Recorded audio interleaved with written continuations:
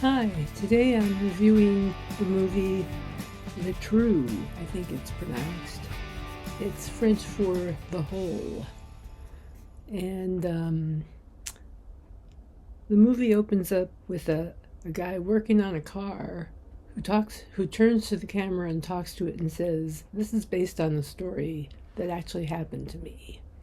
So we are to believe that this is a true story. Maybe it is, I don't know. According to Wikipedia, it is. I don't know if they're right either. Anyway, without impugning anybody at Wikipedia, let's just say it starts out this way with this guy saying, "Here's what happened in my life." And the person who was telling the tale presumably is Gaspard. I'm assuming, but I'm not really even sure of that. Gaspard is the presumptive protagonist of this movie, which takes place in what I first took to be a prison. I thought, oh, this is a prison picture then, because they're getting processed and brought in, but they aren't given uniforms of any sort. They're in clothing, and the warden is treating this one guy, Gaspard, so nicely. And then I thought, wow, this is definitely not Midnight Express or The Shawshank Redemption. I wrote that in my notes somewhere. Anyway, it is very interesting.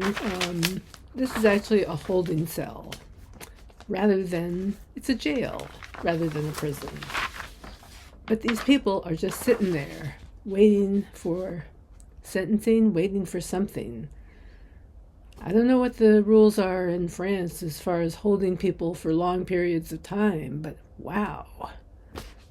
They're desperate to get out, one way or the other. I guess they're all facing potentially terrible sentences of some sort, whether it's death or life in prison, life of hard labor, I don't know. Anyway, you come in here, this guy, Gaspard, is put into a cell with, I think it's 5 other guys, each of them, to my mind, fairly distinctive, and two in particular are particularly distinctive. There's Gio and there's Manu. Manu is kind of a fatherly-like figure, sort of. A stern father, if you will. A kind of like a leader of this group.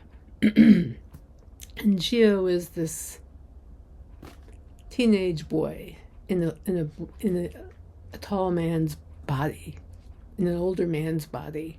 He just has this kind of whatever attitude about him that seemed to suggest a kind of disconnection from the others, but at the same time very much a part of them. He's not uninvolved. He's just very watchful, and one gets the sense, very discerning.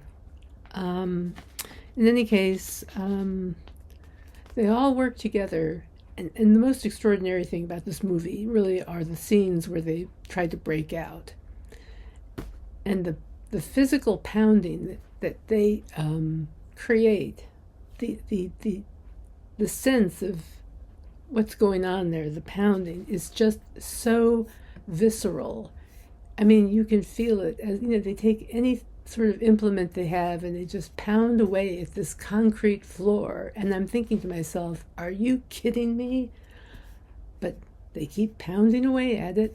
And apparently they do it at a time when, for some reason, nobody notices, which I find a little bit odd, but okay, we're willing to suspend our disbelief for that.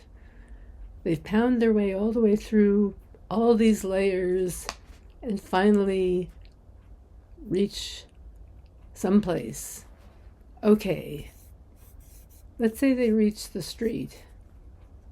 What happens next when 2 guys come stick their heads out of the ground and say, "Gee, we could catch that cab right now"? Do they leave? No. They go back. And stuff happens, and I didn't mention how Gaspard got into prison, which really is the fulcrum of this whole thing. he was put in there because his wife found out that he was cheating on her with her sister. So he's in there because he says that what happens is it's a he said she said thing. I was fighting her. Yes, we were in an argument. She pulled out this shotgun or whatever it was. She pulls out the gun and tries to shoot me with it, and I struggled to protect myself and accidentally shot her in the shoulder. That's what he's saying. And she has pressed charges against him for attempted first-degree murder, and that is the charge, which is so ridiculous that I can't. Anyway, it's so ridiculous that the sister is willing to speak on his behalf because she has seen what's gone on. Although, can we trust her? Is she making it up? What really happened in there? Because she would have reason to want to keep him out of prison.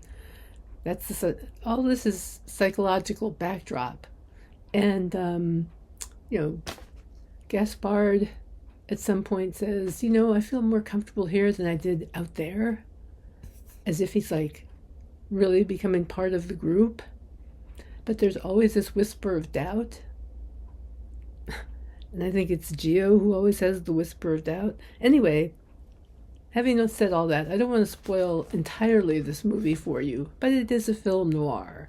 So I think you can take your best guess from there what happens. It's not good.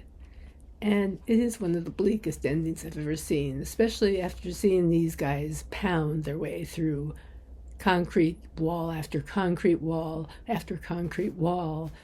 And according to Wikipedia, there is no musical score except for the end credits. The film has no opening credits, and the scene where 3 different characters take turns breaking through the concrete floor of their cell is filmed in a single, nearly 4-minute-long shot.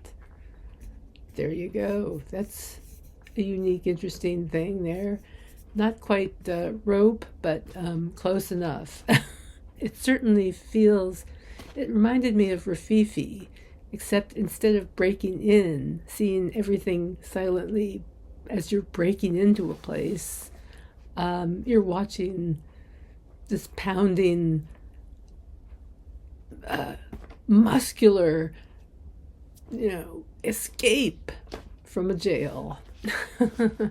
So, anyway, I think it's well worth watching, and I would watch it again. I'd like to watch it again to see what I pick up the second time around. Anyway, it's called Trou, and it's in English that's The Hole. And what year did this come out anyhow? 1960. So, yeah, 1960 from France, yeah? Sure, yeah, France, and in French. Well worth a watch. I liked it. That's it then. I'll be seeing you.